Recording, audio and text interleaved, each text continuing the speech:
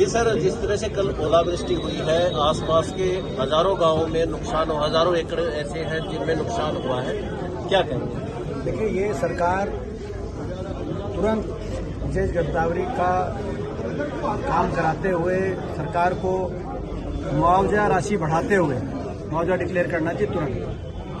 ये सरकार किसान विरोधी सरकार साबित हुई है। पहले भी बहुत से जिलों में, आज भी पिछली फसलों में जो खराबा हुआ था उसका मुआवजा के लिए किसान को आंदोलन करना पड़ रहा है।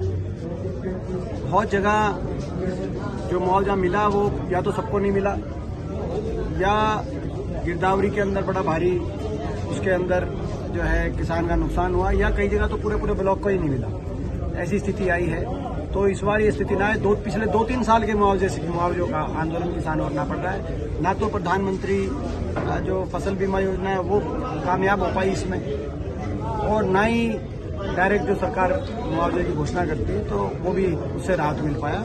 इस बार कम से कम हम कहना चाहते हैं बहुत व्यापक ओलावृष्टि हुई है, खड़ी फसल पर नुकसान हुआ है, सरकार तुरंत इस पर कदम उठाए। हमारी मांग है। जो पोर्टल है वो भी काम नहीं कर रहे हैं, और लोग ये पोर्टल के माध्यम से अलग अलग वर्गों को जो उनके सरकार को सुविधाएं देनी है उनको काटने का काम हो जाता है। इस बात को हम बार बार कहते रहे, सरकार ने ध्यान नहीं दिया। असंवेदनशील सरकार, ये अहंकारी सरकार साबित होगी। जनता की ना सुनवाई करने वाली सरकार ये साबित हो गई है। और सरकार संवेदनशीलता दिखाए तुरंत, और प्रत्येक किसान को उसकी खेत में जाकर गिरदावर उसकी जो है देखते हुए और विशेष गिरदावरी करते हुए मुआवजा दिलवाया जाए, हमारी मांग है। प्रदेश में एकदम अचानक अपराध में जो हरियाणा प्रदेश बेरोजगारी में नंबर 1 हुआ है, उसके साथ अपराध में भी नंबर 1 हो गया। और ये भारत सरकार के इस साल के आंकड़े बताते हैं कि अपहरण डकैती में देश में नंबर 1, नशे के अपराधों में और नशे में देश में नंबर 1, हत्या दर में देश में नंबर 2।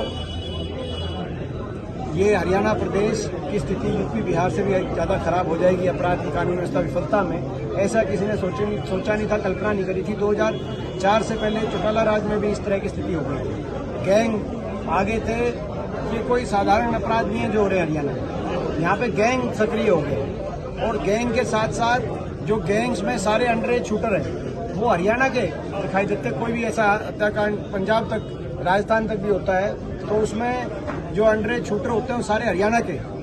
ये आज मुख्यमंत्री जी को आत्ममंथन करना चाहिए कि 10 साल की अपनी सरकार के बाद उन्होंने हरियाणा को किस मोड़ पे लाके खड़ा कर दिया। यहाँ तो खुशहाली का हरियाणा था, यहाँ ये तो अमन चैन शांति का हरियाणा हुआ करता था 2014 से पहले। खेल खिलाड़ियों का हरियाणा हुआ करता था। देश में सबसे ज्यादा रोजगार देने वाला प्रदेश हरियाणा हुआ करता था। रोजगार सृजन का, निवेश का सबसे ज्यादा निवेश हरियाणा में होता था। ना निवेश हुआ 10 साल में। खिलाड़ियों का केवल अपमानित हुआ, खिलाड़ियों को करने का काम हुआ। और आज हरियाणा के नौजवान को बेरोजगारी, अपराध और नशे की गर्त में धकेलने का काम इस सरकार ने किया है। बीजेपी कांग्रेस की कब तक मानेगी? देखिए, सही समय पे हमारी लिस्ट कांग्रेस पार्टी की जारी होगी। अच्छा सर, कांग्रेस बिना संगठन के भी मजबूत है, ऐसा मानते हैं आप? देखिए, कांग्रेस का संगठन हमारा जो है उसमें लगातार विस्तार चल रहा है, और हमारा संगठन बूथ स्तर तक, घर घर तक हमारा संगठन पहुंच चुका है। इसीलिए एक हमारा 2 कार्यक्रम चले, हाथ से हाथ जोड़ो, घर घर कांग्रेस। तो जब घर घर कांग्रेस ही पहुंचा दी कांग्रेस के कार्यकर्ताओं ने, तो फिर तो घर घर में संगठन है हमारा, और हर बूथ पे संगठन है कांग्रेस पार्टी। क्योंकि बीजेपी इतनी तैयारी में है कि कार्यालय लोकसभा और विधानसभा स्तर पर भी खोल चुकी है। देखिए, भारतीय जनता पार्टी का पैसा बहुत हो गया, बहुत ज्यादा पैसा हो गया। अब देश के इतिहास में किसी एक पार्टी के पास इतना ज्यादा पैसा नहीं है जितना बीजेपी के पास आज पैसा है। ये आंकड़े बता रहे हैं कि जब से बॉन्ड आए हैं, देश का 99% जो चंदा है वो बीजेपी को मिलता है। तो ये जो है ये ऑफिस में खोलेंगे तो और क्या करेंगे। दुर्भाग्य की बात यह है कि जिस तरह की बिल्डिंग बनी ऑफिस की इनकी हर जगह, उस तरह का कोई एक अस्पताल नहीं बना, उस तरह का कोई स्कूल नहीं बना, कॉलेज नहीं बना, उस तरह का कोई स्टेडियम नहीं बना, कोई नेशनल कैंसर इंस्टीट्यूट नहीं बना, कोई मेट्रो नहीं आई उस तरह का कोई यूनिवर्सिटी नहीं बनी। तो ये मैं जो रोहतक में पूरे प्रदेश की बात कर रहा हूँ, मैं सोचता हूँ कि ये बीजेपी एक काम करे। इतना धन बीजेपी के पास हो गया है, ये उस धन से अपने दफ्तर भी बनवाए आलीशान 5 स्टार, लेकिन साथ में एक आधा अस्पताल भी, क्योंकि हमारे 10 साल में कोई अस्पताल भी नहीं आया। एक आधा अस्पताल, स्कूल तो बंद कर दिए सरकारी। भाजपा कुछ अपना धन जनता के हित के विकास कार्यों में लगाने का काम करे।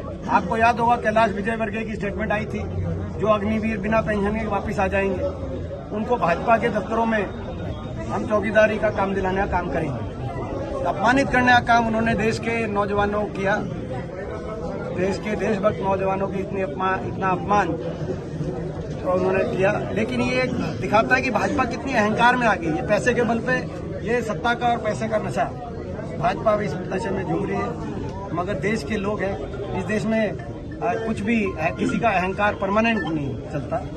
धन्यवाद। जनता अहंकार तोड़ेगी।